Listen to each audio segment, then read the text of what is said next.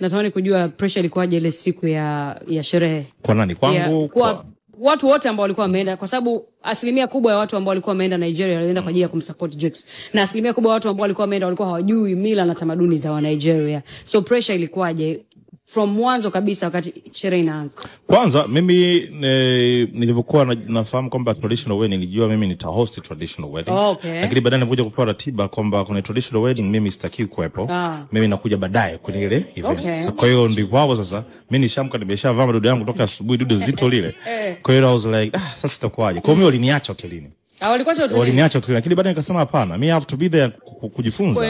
Kwa each and everything. Na niliwasiliana na msimu wangu akaniambia basi mimi nitawahi kufika ili nikupe company. Kwa hiyo alikuja baadaye mida kama saa 9 hivi. Yes, kwa hiyo mimi gari likatumwa na nikaondoka tena nikaenda pale. Kwa hiyo nilifanya kuvua tu ile joo niweze kuona pale mandhari jinsi ilivyo. Kwa hiyo nilikuwa pale ndani kiangalia, ndio bana nilikuwa mwepesi sana kwa update each and everything. So regarding the pressure, wengi walikuwa hawafahamu. Kwa walikuwa wanapokea maelekezo afu joto ni kali, jua ni kali. Najua joto wale madude pale. Najua kwa hiyo mimi nilokuta pale nje wana struggle kikweli. I know joto lake mengi sana. Maji mengi sana. Kwa hiyo lazima uingie kwenye gari au ukumbini. Lazima uingie kwenye gari au ukumbini. Kwa hiyo walikuwa wanasubiri nje mpaka huko ndani kuna mila za kifamilia zilifanyika. Sawa kabla bwana harusi ajiingia ilitumika kama masaa mawili hivi. Haiwezekani. Ambalo tukio tukuliona sasa. Watu wako nje wanasubiri. Wako nje. Yaani kama masaa mawili hivi kwa wazazi na wazazi. Sawa baadaye ndo akaingia Jux. Mpaka waelewane pale. Yes, baadaye ndo akaingia Jux. Aliingia Jux, kuna vile zilifanyika pale mpaka kushika nini kwamba ridhaa ndo binti akaingia tena baadaye. Kuviona hivyo. Kwa hiyo hapo ilikuwa ni kama baada kama alisali moja Jux amepigishwa kwata na washikaji zake pale. Ndo baadaye akaingia binti. Mwana kuingia binti ndo mpaka pale kuvalishana mapete na nene. Bana, moja ya jambo ambalo limezungumzwa ni kuhusiana na wakaka nyie kuvaa rangi ya pinki. Ni moja kati ya jambo ambalo limeleta story pia. Zikaja stories zingine za labda mngekuwa na mavazi ya Kimasai na nini and stuff like that. Ilikuwa ni part ya plan kwa sababu wewe ni MC wa shule, kwa unajua labda hata zile discussions za ndani.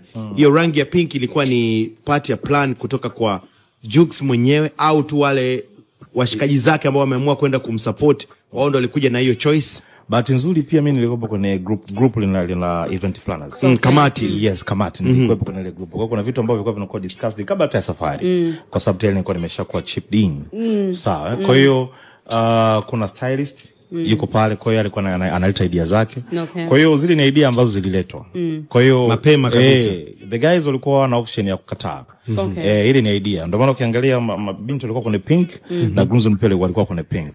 Na kwa hiyo wao walichofanya ni kupokea tu maelekezo. Kwa hiyo ilikuwa sio kwamba wamechagua, walipewa maelekezo na stylist, na kweli ukiangalia picha zilikuwa zinapendeza sana. Naomba katika hiyo siku ya traditional tueleze lile tukio la wakaka wetu kutoka Tanzania waliinama pale chini. Walilala pale chini. Lile lilikuwa ni tukio gani? Labda ulitaka kufind out, kutaka kujua ile mila ilikuwa inahusiana na nini? Kwanza lile ni kabila la Kiyoruba. Na bahati nzuri mimi nishafanya shughuli za Yoruba akiwa anakuja huko na dada zetu. Kwa hiyo kile akiwa kitu cha kushangaza kwangu. Unajua kwa wengi labda ambao kuona mimi nishakutana nacho kile kitu. Kwa hiyo ile ni kama unakwenda kuomba ridhaa. Ya wazazi. Access hiyo. Kwa hiyo wewe pamoja na wenzako ambao mkuja nao, marafiki zako, unakwenda kuomba ridhaa ya washua kwamba bwana watoe green light. Bwana go ahead. Of course ndo unalala pale, ndo unaona Jux alishika miguu. Alishika miguu ya mama kwamba ni ruhusu. Nipe ile go ahead. Kwa hiyo unaongea na mama mkwe pale. Kwa ndo mambo yalikuwa vile. Mambo yalikuwa vile.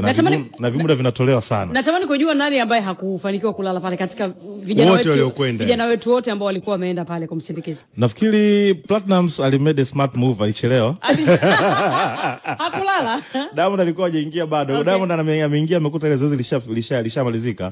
Kwa hiyo labda angewahi kidogo naye alikuwa pale mzana bling zake zingekuwa chini pale zinagaragara. Na ile mila ambayo ilikuwa lazima atoe sana mkwanja mpaka binti acheke.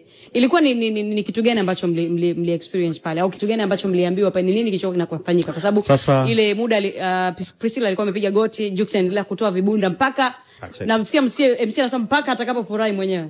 Sasa nikwambie vile vibunda nafikiri ile kuuliza nafikiri vinaenda kwa nani? Vile vinabaki kwa MC.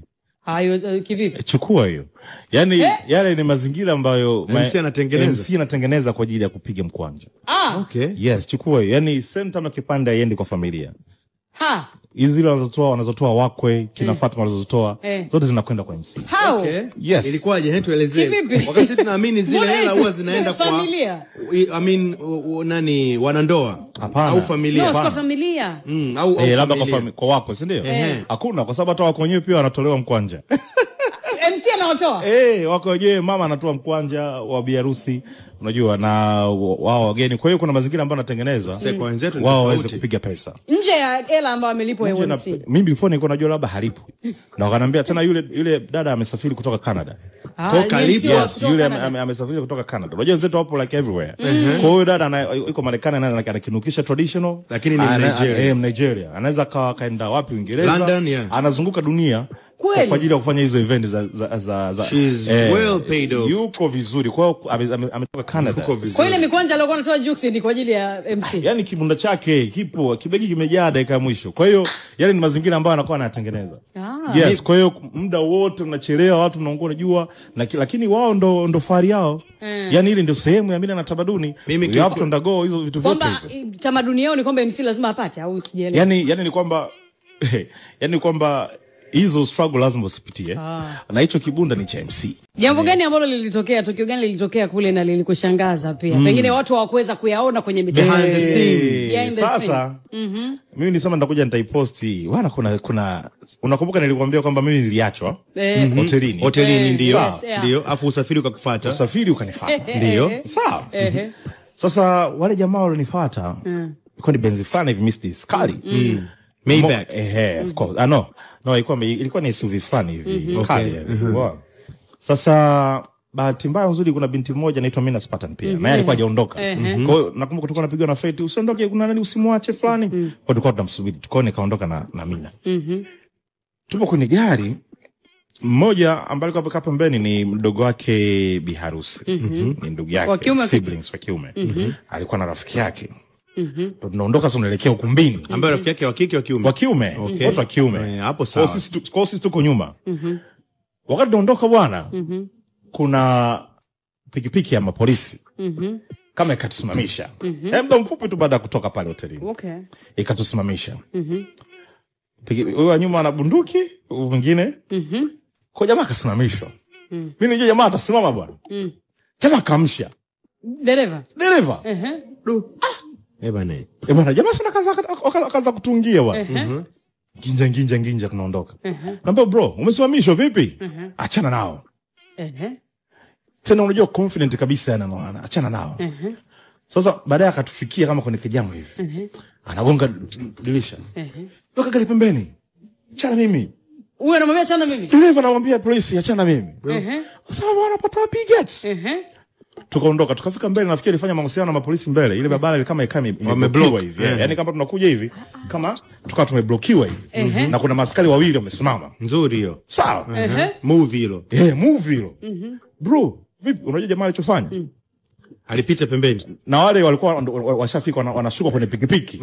Wanakuja. Unajua jamaa alichofanya? Aliruka upande wa pili barabara. Sawa. Yaani alitoa pap. Walete. Akarudi, akaondoka. Huyu jamaa ambao wamebaki hapa wakaishia kupiga gari kwa fimbo. Akapiga. Jamaa akaondoka. Bro. Nikaa naulizana na mume zangu, bwana hivi unaionaje? Nauza shikaji akasema achana nao. Akasema atakuja huko, atatukuta huko. Kweli? Akaja. Huyu hapa. Jamaa anakuja na mtutu. Kamfuatia? Wametufuata. So wametufuatia. Osmasis tuko ni gani? Akasema wanangu leo ukisikia sasa nimetoka wanangu mzee. Galabi imempata ya bega. Halo, tunaingia pale getini. Tunaingia pale getini, lazima fungua mlango. Baki getini, baki ni shughuli, kila mtu anajua pale kuna shughuli kubwa. Huko na watu ambao usiku kuingia wamejaa pale nje. Geti inafunguliwa. Kwa geti inafunguliwa ndio polisi ameshashuka. I have the video. Ameshuka. Jamani akafungua mlango. Anakuja na bunduki hivi. Unajua? Huyu anamuuliza, "Kwa nini hujasema? Wewe unataka nini?" Wanabishana bro. Wewe unataka nini? Kwa nini umenisimamisha? Unaona? Sasa ni kitu ambacho sikutegemea sasa. Wewe kwa nini umenisimamisha? Kwa nini umenisimamisha? Jamaa akachukua huko anaongea na polisi akasema, "Kwanza nikurekodi, wewe ni nani wewe? Wewe kwa nini unisumbua?" Anamrekodi polisi hivi. Bana. Anamrekodi polisi hivi. Polisi anafanya nini sasa? Polisi is like, basi nenda. Really? Kwa tukaingia ndani, polisi akatuacha. Really? Akatoa polisi huyo anaondoka kinyonge.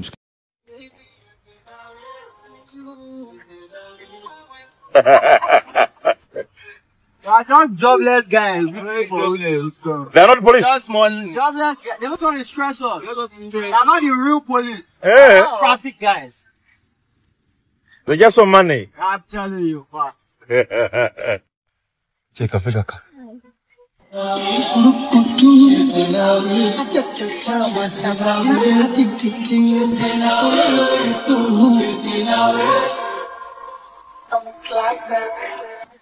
What's the problem?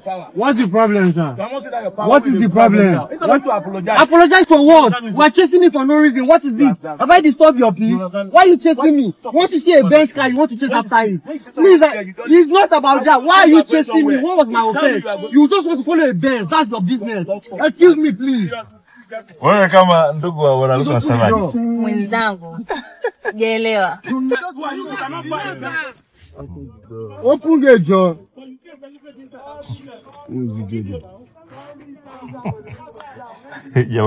Jamaa kaona vile kakimbia.